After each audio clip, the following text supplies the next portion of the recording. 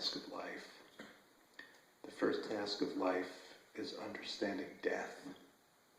I've penciled that in for tomorrow.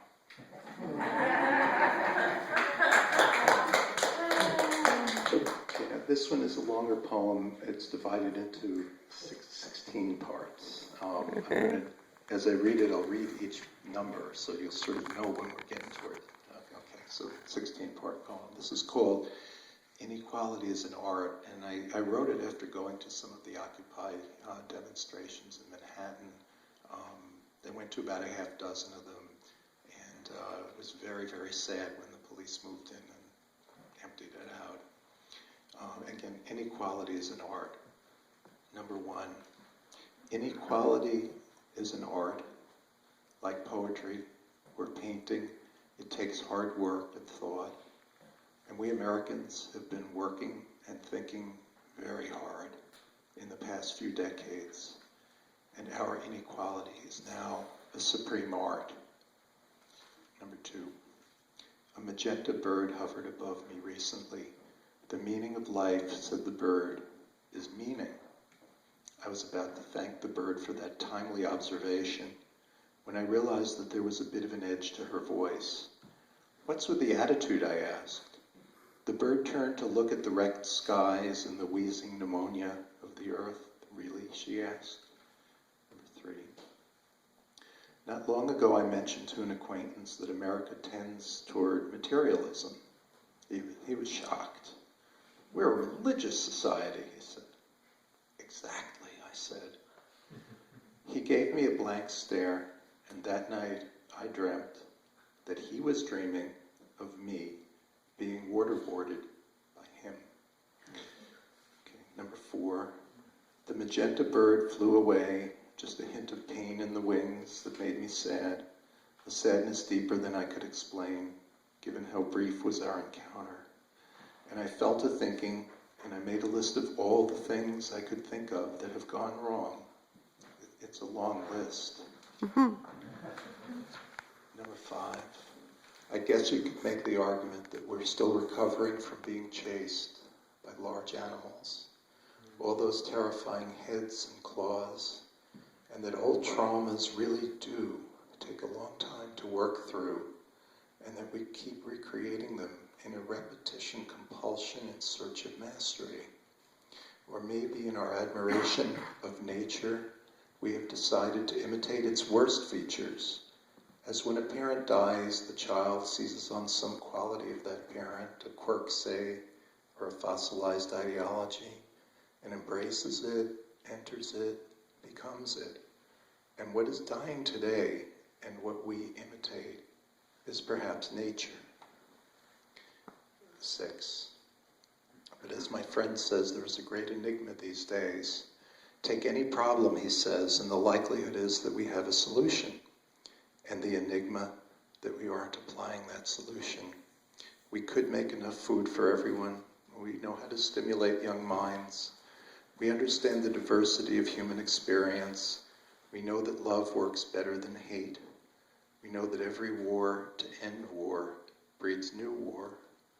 I once had a plan to end winter earlier than the calendar intended by pouring hot water on a stretch of ice. I was surprised when the hot water cooled and joined the empire of ice. 7. We're probably all familiar with the barbershop infinity of mirror within mirror. We understand it. We know that the problem with children isn't that they don't learn, but that they learn too well. What could be simple love becomes a Baroque mechanism whose aim is almost incomprehensible. And children learn to recreate it as their own generation. And then we, the parents, proudly say, you see, now do you see why we lived as we did? 8. Is it time to solve things? Is it time to make use of what we know? Or do we keep confining our hopes of community and of a shared wonder before the mysteries of life and death, behind time barricades of ritual, and otherwise head to the marketplace with the grim certainty that it's everyone against everyone else? 9. Is it really necessary that human society built by us must reproduce the worst brutality of the forest? Do we really need to be cannibals feeding on each other's hopes? 10. The front yard of our imagination has long been the sky, where one can read in each dawn or late afternoon blue tenderness, the promise of a better world, but it grows cloudy and oceans clog with our material attempts at a solution to our unhappiness. 11. The swimmer within us dreams of drowning. Is it a wish? 12. I imagine a family in a splendid new home where they could love each other, but they look back on past unhappy generations and decide to honor tradition instead. 13. I have been deeply indoctrinated in our system. Through the pores of my skin, I have soaked in all the advertisements. I've bought the things that pretend to be beauty. I drank the things that pretend to be truth. I've worn the things that pretend to create the person I have the possibility of being. I have watched every hope and experience suffocated in slickest packaging. Even now, someone is planning a new airtight wrapping for what people like me and you feel. And I have listened for longer than most people used to live to the televised explanations of why it has to be this way, sponsored by, well, you know. An entire culture that we built tries to convince us that life is about things and having more things than the guy we make small talk with on the train. I have often felt like a failure for the things I don't have, even at the richest, deepest moments of my life. 14. There is a passage early in The Dream of the Red Chamber which reads, when the real is taken for the unreal becomes real. Now we have taken the unreal for the real, and the beautiful land around us gasps, turns in hope to closed-off horizons that used to send deep breaths of air, gasps, and with just a little less of that innocent hope, turns in another doomed direction. Many an animal, after too many defeated hopes, after every life path has been found to be blocked, drops to sadness, awaits the inevitable. The magnitude of destruction and suffering that some see in the logic of our path is beyond imagination. 15. I looked at the new American art, a magnificent painting, castles everywhere, casting vast and impressive shadows that hid the suffering multitude. I can perhaps unravel for you the long, twisted rope of lofty concepts by which we hide the actuality of the brutality of our system. I can perhaps do it for you, but I don't need to. You know how to think clearly. You have seen what the rope looks like unraveled. 16. We have said that it makes sense that some of us bathe in a luxury that conditions us only to crave more luxury, while nearby others watch their children starve. We've said that it's the way of the world, and even the way of our deepest religions. It is the way of our world. Why?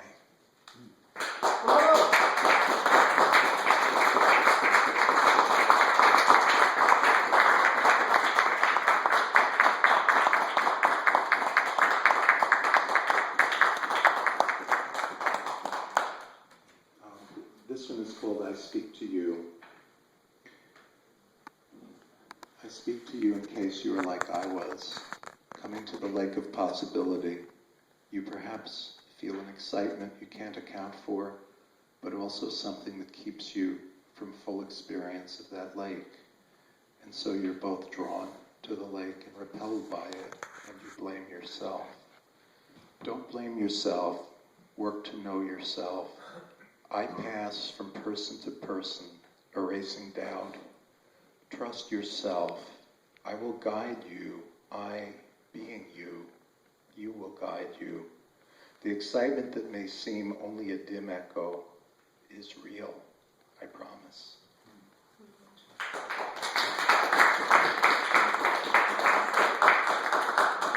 The next one is another long one. Is there time for another Yeah. one? Okay. Okay. All right, this one is called Finally, the Inner Revolution.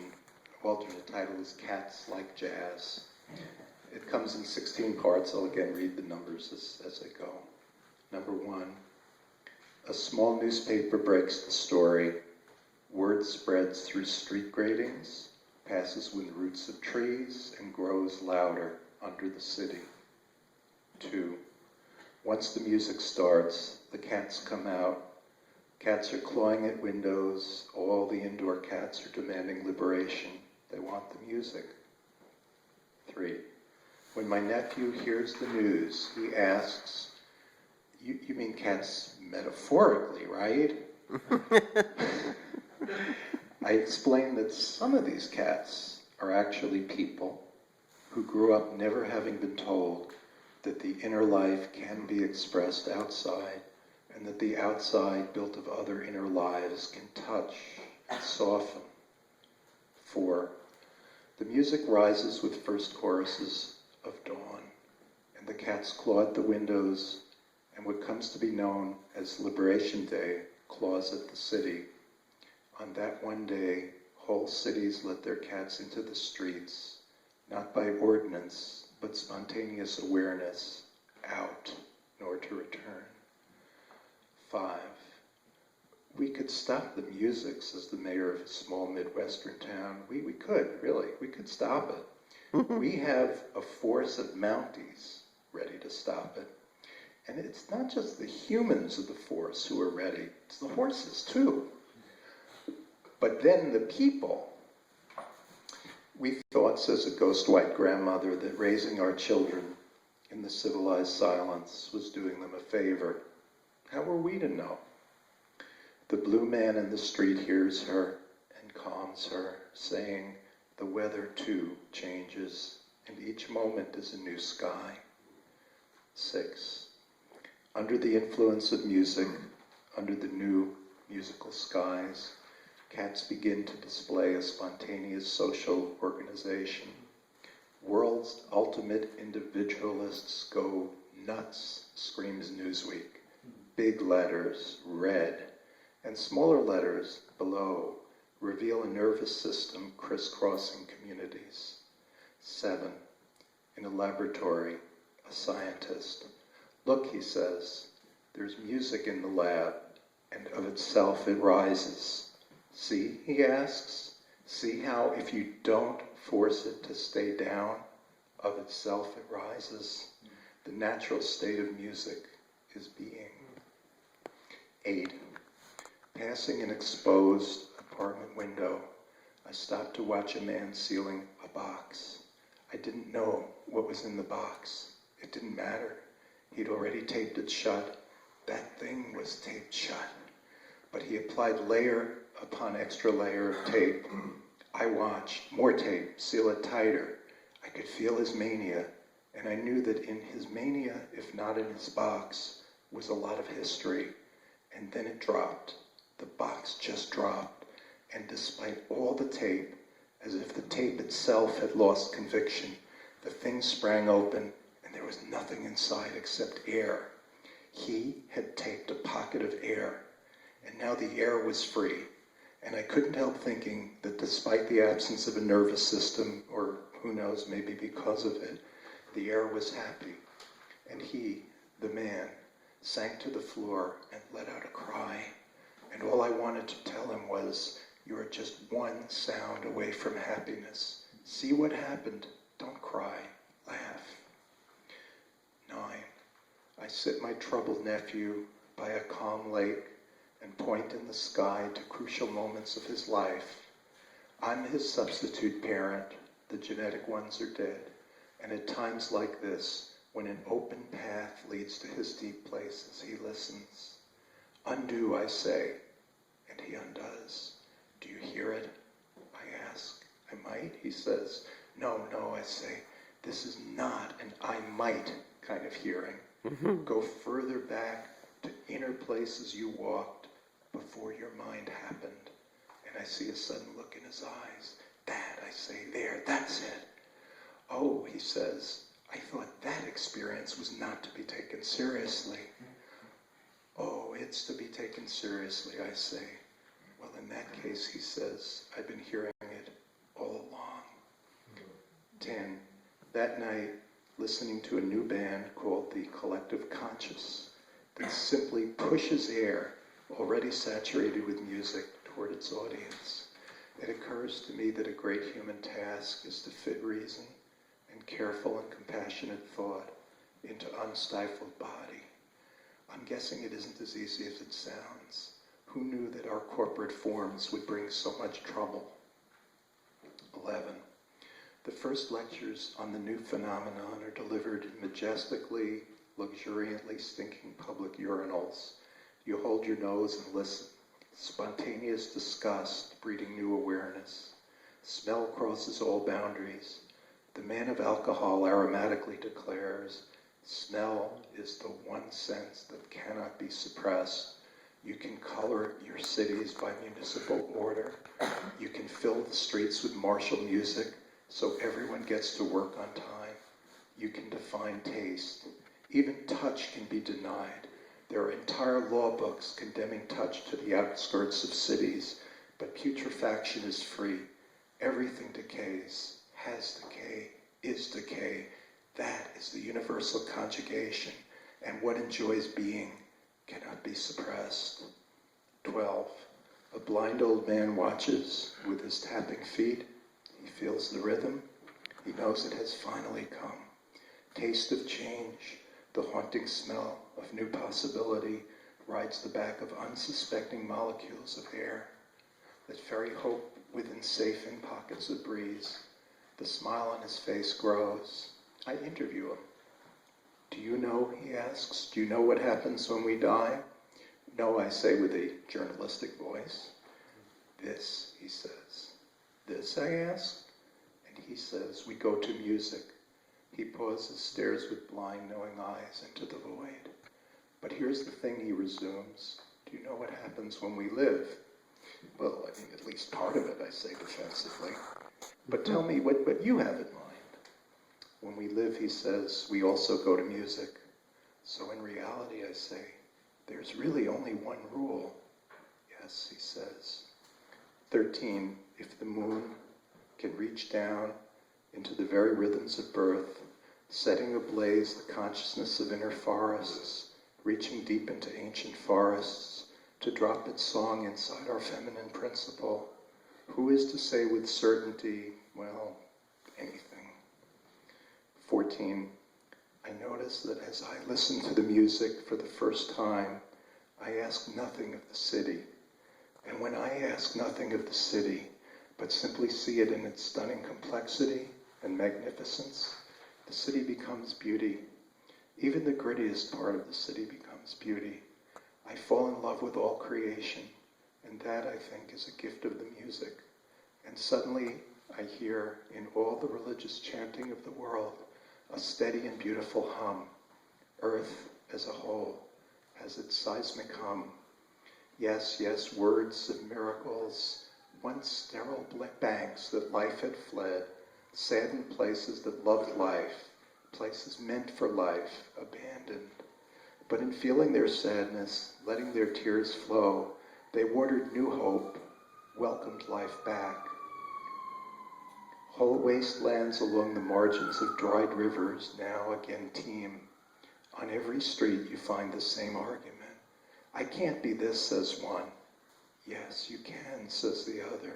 Forget your conditioning. Heck, forget your air conditioning. This is ourselves we're talking about. Really, this is us. 15. Tinny-tat-tat horns collaborate with ceremonial flutes. The wind hoists a surprisingly light afternoon. Even older levees break. Night, but a surprisingly nonviolent night, floods the city. 16.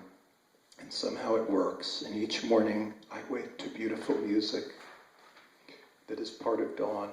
I put on the clothing of new day. A cat sounds outside, another. Purring is the new hum of the city, atop machine rhythms. I go now to the music.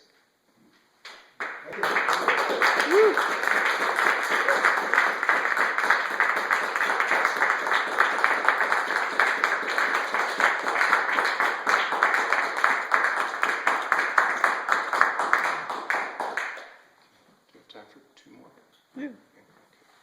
Okay, two more. This one's about a page and a half long. The machine of being cared about. This machine, says the salesman, enables a person to be cared about. I inspect it carefully. I read the specifications. Being cared about has been crucial to me, going back to infancy.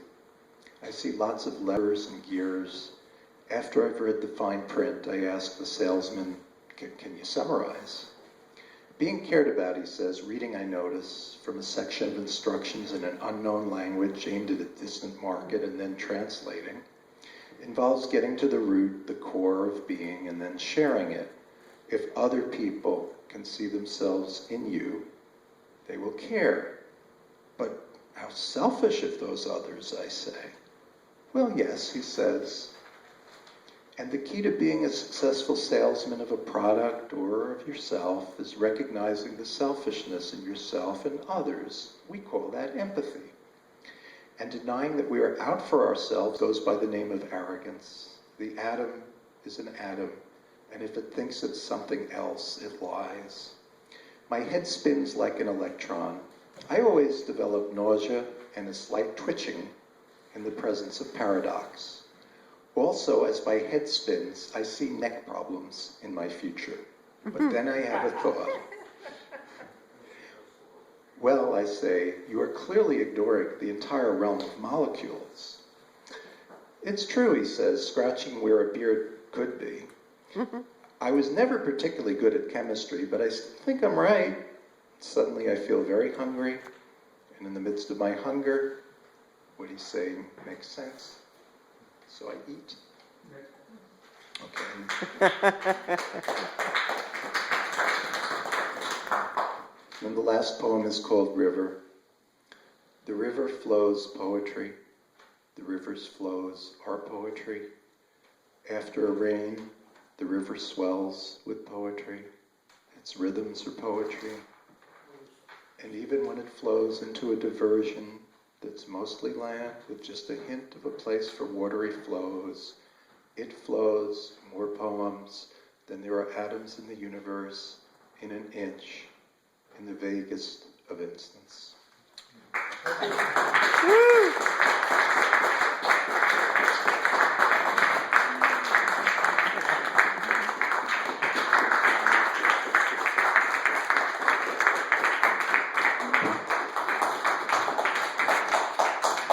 Have to send this back to Sheila. Yeah. That was How Was the Land?